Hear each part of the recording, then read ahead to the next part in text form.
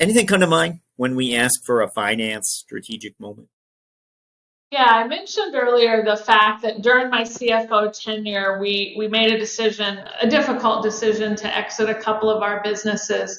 That came on the back end of a very in-depth strategic review of all of our businesses.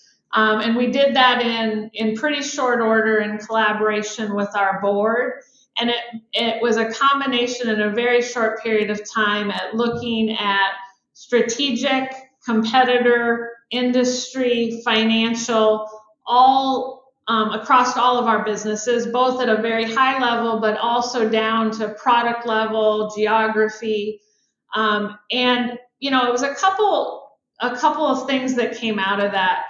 One was something that I talked about, which is making sure you're not too focused on one metric without looking at a combination of metrics. It also was very much a realization of you don't need perfection.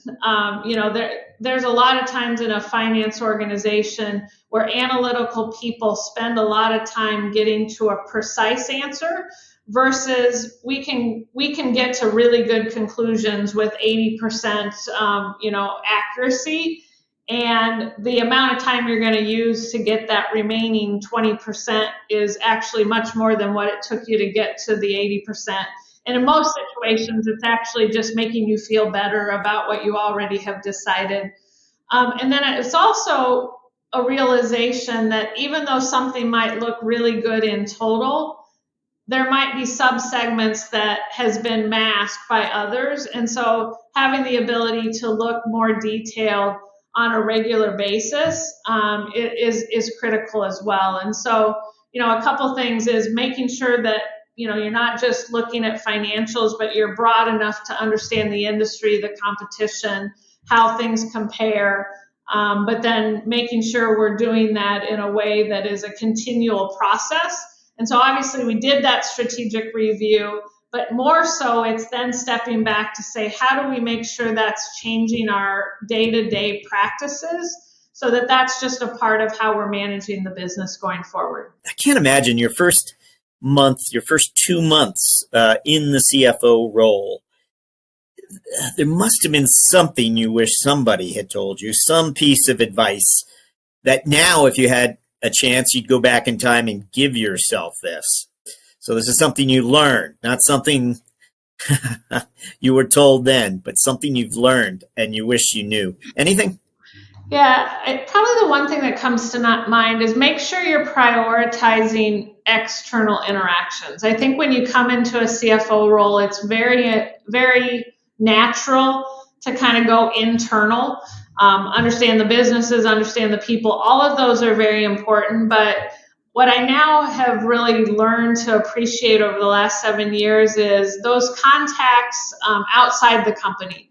Some of those are within our industry, sometimes they're outside the industry, but those perspectives, whether it's in group settings or one-on-one, can give you really insightful insights, especially for someone who's been at one company for so many years, to think differently and have a different approach to how you approach the CFO role. And this is where we ask you to look forward, and you have a different set of priorities, clearly, than a CFO would, but I'm still going to ask you the question. What are your priorities for the coming 12 months? Well, it is a different answer than I would have given you a couple weeks ago when I still thought I was going to be in the CFO role. So the first thing that I think is important is we haven't named my successor as a CFO. And so we have an interim CFO, but it's going to be really, really critical for me to figure out who that right-hand CFO is going to be to help me as I continue down the path of my next opportunity. So that will be a critical component of that. And then the other priority for me is in this role, I now have all of our businesses reporting to me.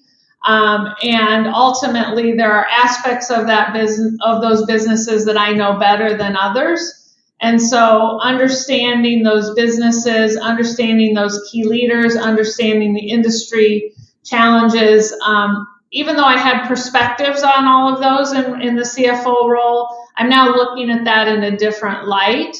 And I think one of the things that we're really focused on is not just how do we have independent businesses be successful, but how do they work together to ultimately allow us to meet our customers' expectations more holistically than maybe we have historically. And so I think I'll be in a unique position across all the businesses to try to bridge that and prioritize that for the company. Deanna Strable, thank you for joining us on CFO Thought Leader. Thank you, Jack.